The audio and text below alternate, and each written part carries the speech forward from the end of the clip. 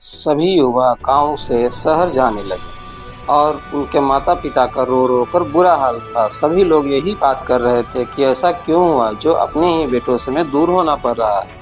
कुछ दिन पहले की बात है। गांव में सभी खुशी से मिलजुल कर रहते थे। उसी गांव में आनंद भी रहता था। एक दिन अचानक इतनी भीषण गर्मी पड़ने लगी कि सभी खेत सूख गए और सारे गांव वाले सोचने लगे कि अचानक ये कैसे हो गया।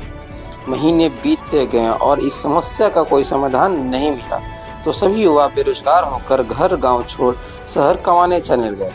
कुछ महीनों बाद बरसात के मौसम में कुछ बारिश हुई, जिससे सभी गांव वालों को कुछ राहत मिली। लेकिन धान रोपने के लिए कोई युवा गांव में बचा ही नहीं, सिर्फ आनंद को छोड़कर।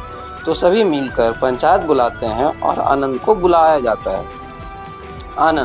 आनंद के पास न खेत है, न खलिहान और न ही कुछ काम करता था। वह अपने आंगन में एक दिन टहल रहा था। तभी मोहन दौड़ता हुआ आनंद के पास आया और कहने लगा कि चलो जल्दी, सरपंच जी ने तुम्हें पंचायत में बुलाया है। जरूर तुमने कोई गलती की होगी, इसलिए सरपंच जी बहुत गुस्सा होकर तुम्हें बुला भेजा है। तभी आनंद यह सुन जल्दी जल्दी पंचायत पहुंचता है और सरपंच जी से कहता है, मैंने क्या किया है सरपंच जी, जो मुझे इस तरह बुलाया गया है। सरपंच जी बोलते हैं कि तुम तो कुछ काम धाम करते नहीं हो। मैंने सुना है कि तुम्हारे पास खाने के लिए भी कुछ नहीं है और इस बार गांव वाले सभी लोग मिलकर तुम्हारी मदद करना चाहते हैं, जिससे कि तुम्हारी गरीबी खत्म हो सके और तुम भी कुछ काम में मिल जाए। इसलिए इस बार तुम्हें हम सबकी खेतों में काम करना होगा और सभी खेतों में मूंग रोपना होगा। क्या तुम्हें मंजूर है? आनंद सोचता है और बोलता है कि हाँ, मुझे मंजूर है, मगर मुझे क्या इसके बदले ढेर सारा अनाज मिलेगा?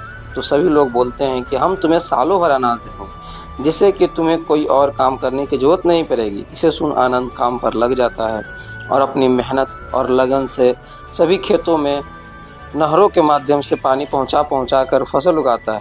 इसे देख सारे गांव वाले बहुत खुश होते हैं और अपने बेटों को शहर से बुला लेते हैं और आनंद अपनी मेहनत और लगन से धीरे धीरे अमीर हो जाता है और गांव में सभी मिलजुल कर फिर से खुशी खुशी रहने लगते हैं।